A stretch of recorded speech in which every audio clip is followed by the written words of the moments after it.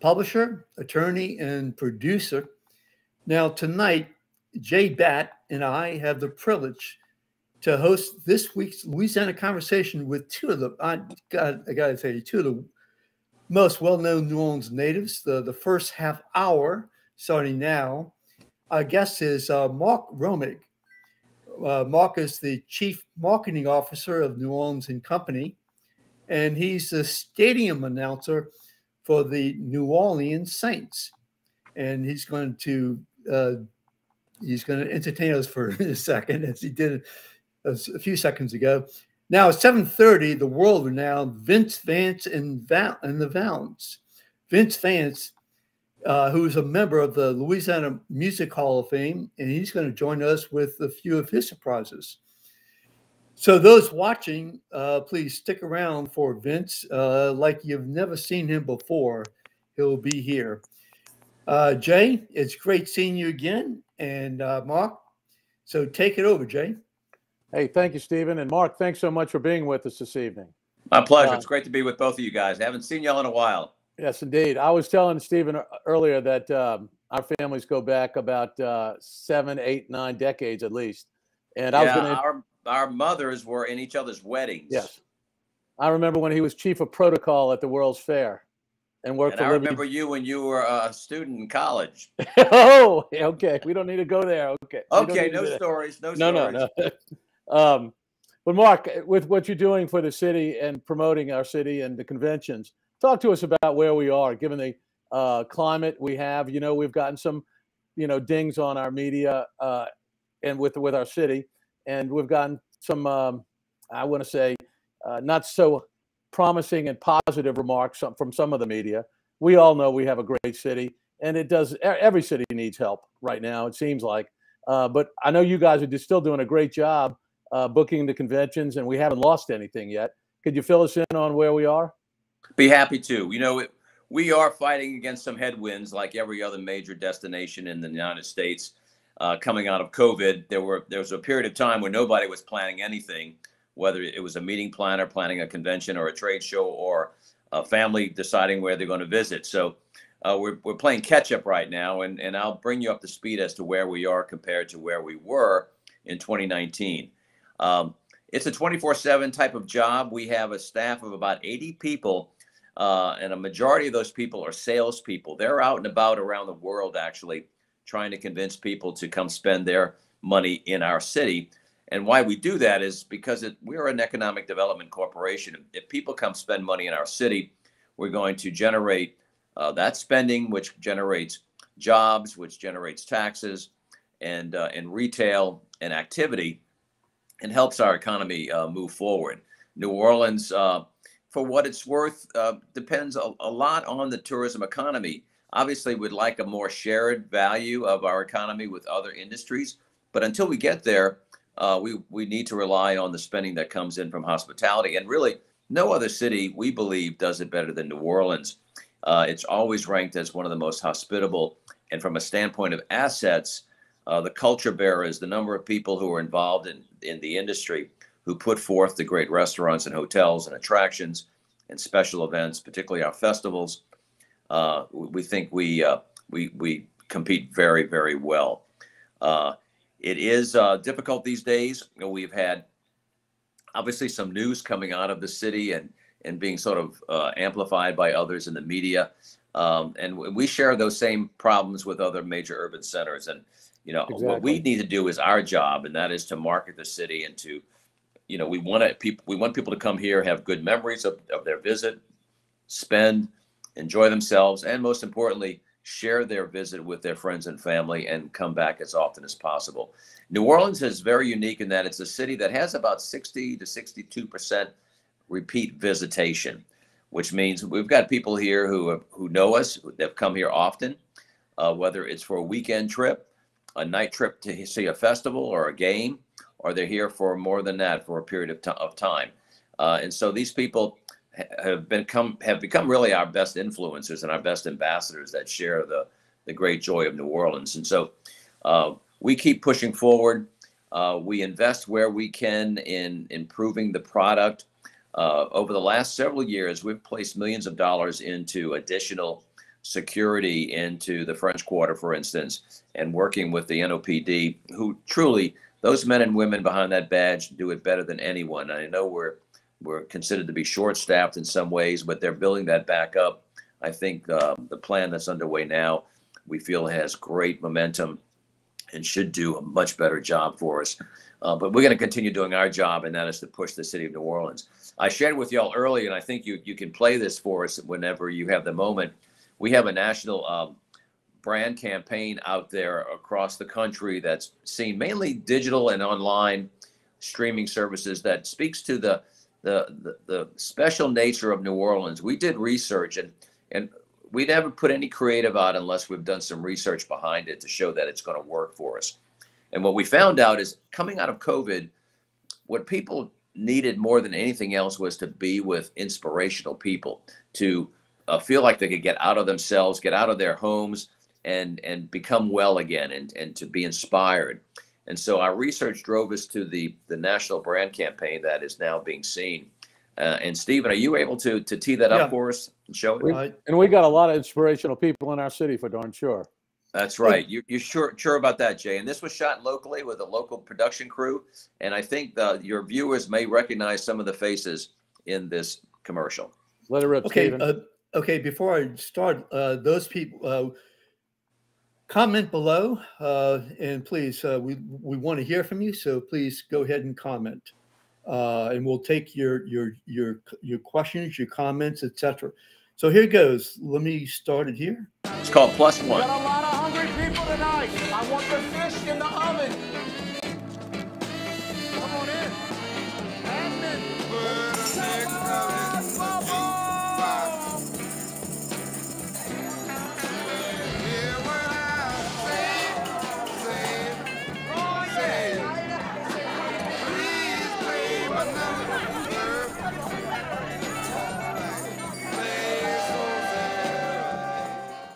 I think that's a very important tagline at the end. The people of New Orleans are why you visit New Orleans. When you think about our hotels, our attractions, our restaurants, our musicians, our artists, the common denominator is the person, the people that make up the city of New Orleans. And so our research drove us right to this message.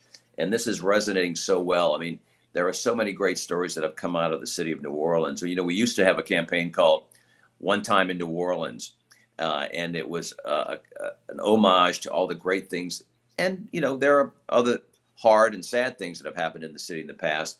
But, you know, you need to talk about it. And that helps people grow. And we think this commercial has given people the inspiration that in New Orleans, everyone's invited to our table, no matter the color, no matter what neighborhood you're from, everyone's invited. And when you are invited and you're at that table, you're going to have a blast. And you look around that table in that commercial, and by the way, there's a VR component of that, a virtual reality component, which you can see on YouTube, where you're really into that dinner party and you're really getting an understanding as to what's going on. And then you take a deeper dive into the Mardi Gras Indian, and to Be Mike the artist, and to Mai, the Vietnamese fisherwoman off of Paris Road, and into Stanton Moore from Galactica, who owns Tipitinas. And you understand the richness of our culture. So we're very pleased with the reception that's receiving. And again, the visitors are coming to the city. Those that know us are coming back, and we want to inspire those that haven't been here yet to come give us a chance. You know, our people of New Orleans are so accepting, and have been for multiple generations. And that's one of the reasons why we've survived and have done so well. Even when there's been political strife back in the 60s, our neighborhoods were not burned down. We talked about things, we worked through things, and that's why I think we're where we are in terms of being accepting, and what you're saying, everybody's welcome at the table.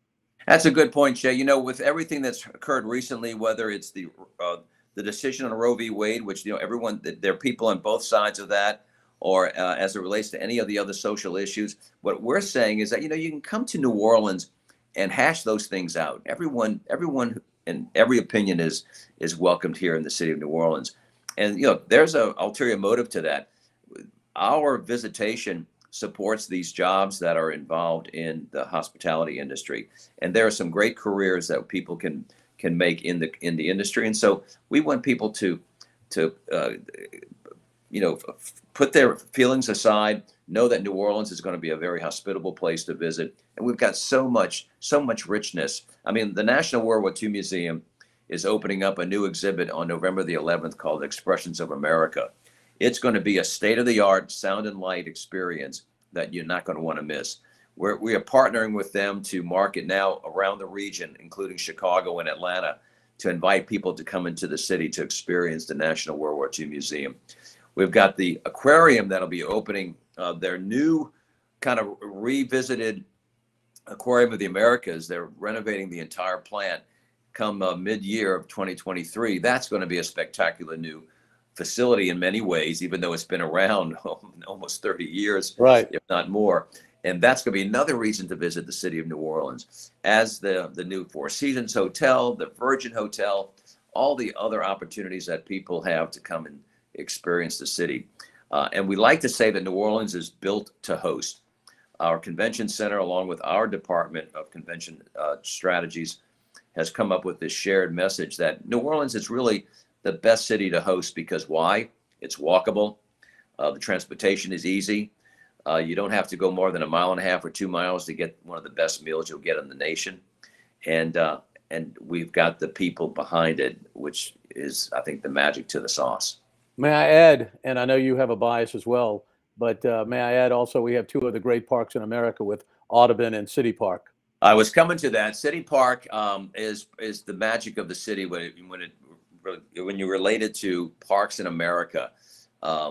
It has everything going for it. It has not only the outdoor activities, it's got the beauty, it's got the museum, the fine arts. It's visitor friendly. You don't find a fence around City Park. You find openness and oak trees. Some of the most historic oaks in the United States are at City Park. And then added to what I call its little sister, Audubon Park. There you go. Though I don't know if Ron would agree with me on that. I was about to say I don't think Ron would like that, but yeah, he won't like that. But they both share terrific assets, right, of the air, the oak trees, the beautiful greenery, and the opportunities for families to get together and share and be together. So there is so much going on, and I think what I remember that New Orleans is worth fighting for. Absolutely. We have our ups and downs, and there are issues, whether it's on the political side or infrastructure side. We've been around 304 plus years. We'll get through this, and I think we all need to kind of be pulling on the same side of the rope, and we'll make it happen. I'm with you, Mark, 100%. By the way, during COVID, those two parks really stepped up their game. The visitation of City Park during COVID was up to 12 million people annually, which is crazy when you think about what's in our MSA in terms of population. So it really is. What Bob Becker did, and now with new management that's underway. Kara Lambright. And Kara has done a fantastic job. She brought so much experience from her previous work in Houston. That park is, I think it is truly the gem of the South, and I'm looking forward to promoting it. Interesting, y'all probably heard we've got Miss Universe coming in January. January 14th, we'll have the international competition pageant of Miss Universe. It's going to bring 500 million people viewing. Now, it's huge outside of the United States of America. Much larger audience outside the United States of America, even though Miss USA competes in this pageant. The Asian market, South American market, the European market, this is a huge event. And for about 2 weeks prior to January 14th, we're going to have all these contestants coming through the city of New Orleans doing all sorts of events. The current Miss Universe coming out of India has 500 million followers. Excuse me, I overestimated it. 5 million followers. We've got 500 million. Still impressive. But 5 million followers. She's going to be tweeting actively and on Instagram throughout the entire visit that she makes as the returning Miss Universe. So between the 500 million people watching on Telemundo and streaming and other opportunities to watch the pageant itself, all the great scenes that we're going to be showing from the New Orleans area, and of course the reigning Miss Universe with her 5 million followers, it's another opportunity for us to tell the story of New Orleans. Mark, when was the last time a citizen of the United States was Miss Universe? You remember? I can't even, I don't know. I wish I could tell you that, but I think it was Linda Carter, Wonder Woman. I think, Wow. but I could be wrong. It's going to be well represented, and we're so happy. We see this as an opportunity. The convention center, everything kind of worked out well. The convention center had an opening that we could fill this for January 14th. We've been talking to the Miss Universe people since late summer, and it was a perfect marriage. So that's going to work well. And then look, we go into the new year with 144 festivals on the books. Okay, back up real quick. How many festivals were there around when you and I were growing up, Mark? I think there were 5. I mean, I remember going to the Jazz Fest when it first started. You say there was St. Dominic's Parish Fair. Of course.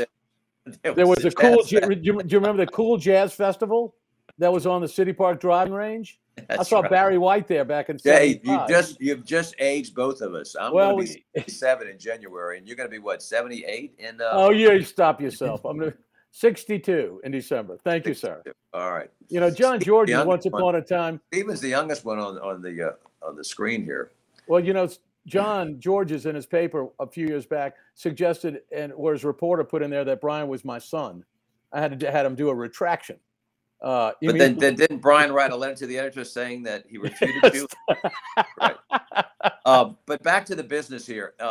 I just want to explain New Orleans and Company. New Orleans is hospitality industry sales and marketing organization. What we do is compete with the Charlestons, the Nashvilles, the Austins, the Las Vegas, the Chicagos, New Yorks, Miamis to get visitor spending. People only have so many weeks in the year and so many dollars in the wallet. And so our job is to try to funnel and focus those destination decisions into our city. You know, with the new airport, it's made a world of a difference. I know they continue to improve operations out there. There are more things that they're going to be doing. That has been very helpful. I think we've got, you know, a good, healthy amount of the Uber, Lyft, the ride share. That was one of the big issues coming out of Katrina, was to give people more transportation options. I think the streetcar, the most iconic, you know, streetcar in the United States, and this walkable city. Sure, there's a lot more that we can do and we've got to do to fix things. But we're committed. Our team, our 80+ people at New Orleans and Company, are going to keep doing our job to do what we can do about that. Y'all doing a spectacular job, just totally spectacular. Thank you. You know, we got a transition happening. Stephen Perry, who's been serving as president and CEO for the last 20+ years, will be passing the baton to Walt Leger, who is going to be the new president and CEO. He's now the incoming president and general counsel. Walt, who is a native of St. Bernard Parish, and he's coming in to lead the way. He was the Speaker Pro Tem for the House of Representatives in Louisiana. Very talented young man. Very, very passionate. He's got 2 young girls. He wants to be in New Orleans for his life, and he wants to raise those girls in a great city. And he's totally committed to doing great things and really picking up where Stephen left off. Stephen brought us through so many challenges and got us through so many issues. And now, as Stephen goes to begin his 2nd chapter or his 3rd chapter, I think he's leaving Walt in good shape there. I agree with you. I'm a big fan of Stephen Perry's. I think he's done a masterful job leading the organization and our city with tourism. Yeah. Yeah, he had great training when he was with Governor Foster, when we used to call him Governor Perry. That's right. He was chief of staff. That's right. Foster. Yeah. You know, Stephen was part of the building of the Smoothie King Center. Yep. NOCA. He helped renegotiate the Saints to stay in Louisiana. I mean, there's just been some great things under Stephen's tutelage, including getting us through Katrina, the BP oil spill. It was under his helm that we were able to get through COVID. COVID was just a devastating blow to everybody in the nation, everybody in the world for that matter. Right. Stephen got us through that and has left us in good shape going forward. So tell me something, Mark. Can I have one question for you? If you had a magic wand and you could fix one thing in our city that would help our tourism business and grow it exponentially, that we needed to do, that we could share with other people that are listening tonight, what would that be?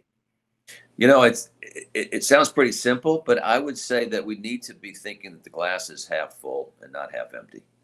I think like that anyway, but yes, I agree with you, buddy. To help elevate the conversation, to quit trolling on ourselves, to quit being so down, Sure, we've got our problems.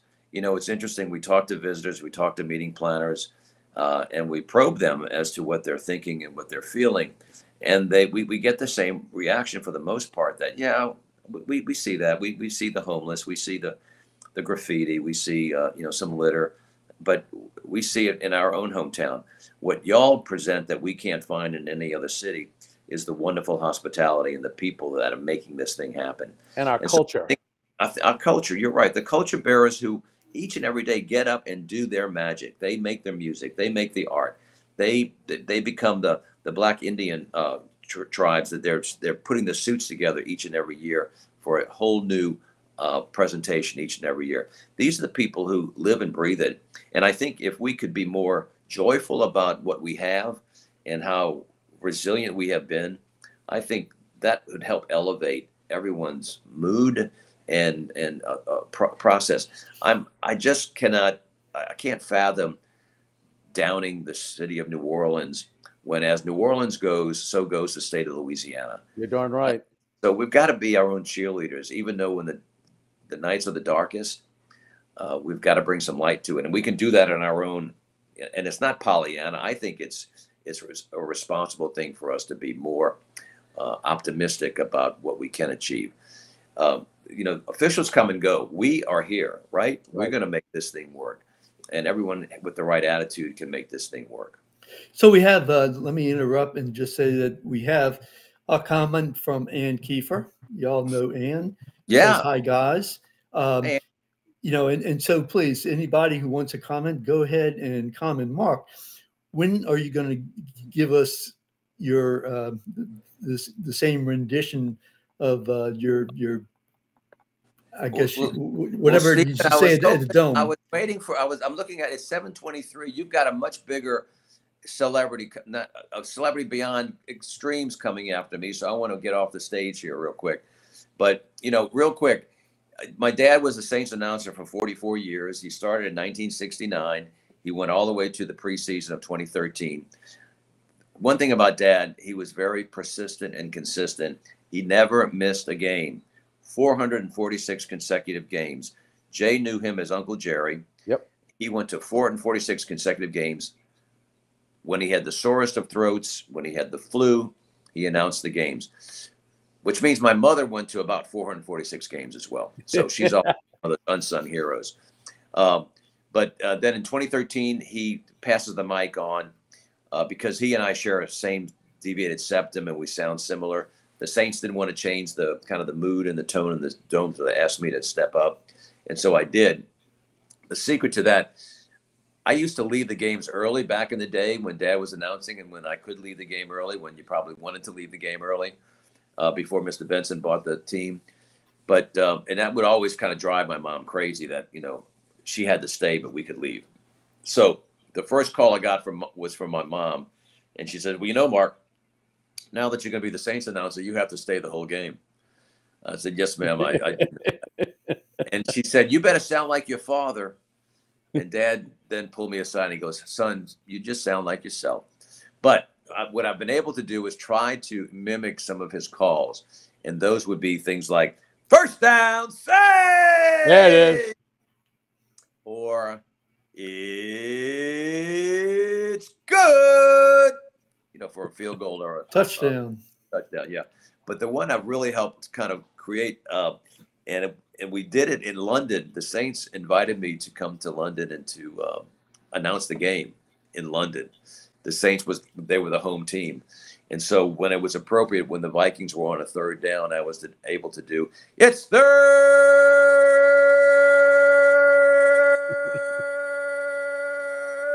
down. And I think we drove the British people crazy because they were trying to figure out what that was all about. But then through the course of the game, I was hearing from friends saying, there are a lot of people around here who are British who are now saying it's third down, as well as move, them, change. So it was great. Those of you who watched it on television that Sunday morning, hopefully you heard us come through the sound system of your television sets. It was a lot of fun. It was a lot of fun. I'll tell you, and also, Stephen, I don't know if you're aware of that, or the listeners, is that the Romig family have been involved as a family with the Saints for a gazillion years as well. With Yeah, Jay my brother, for, he's 46 years there as he's the longest serving employee now. He's the executive director of administration. I believe that's his right title. And he's responsible for a lot of facets of the internal operation, including he handles the facility. He works with Mrs. Benson. He works with the security teams. So yeah, Jay has a lot of he has a lot of keys, as I say.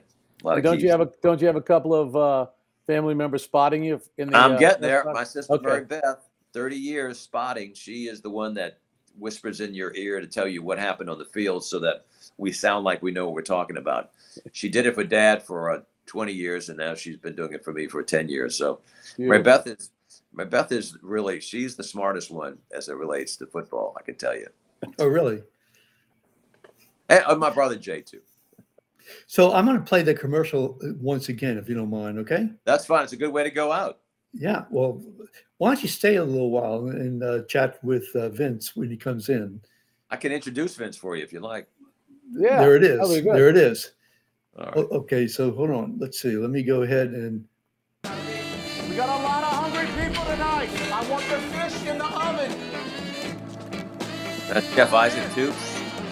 P. Martin. Ben Jaffe. Beautiful Mardi Gras Indy. Great people. Dirk Maloston. Dan Ford, Esmond Pye. Mason Hereford. I want to be part of that dinner party. I want to Me be too. part of the dinner party. I'm hungry. In New Orleans, you can eat. And all the thousands of restaurants we have, you can do it. Oh, okay, man, so we've been 34 states, 30 countries, released, I forgot the number. I think it's 30 albums, played twice at the White House. I mean, that's just your resume is unbelievable. 7,500 shows. Are you ready? That's really awesome. Here it is.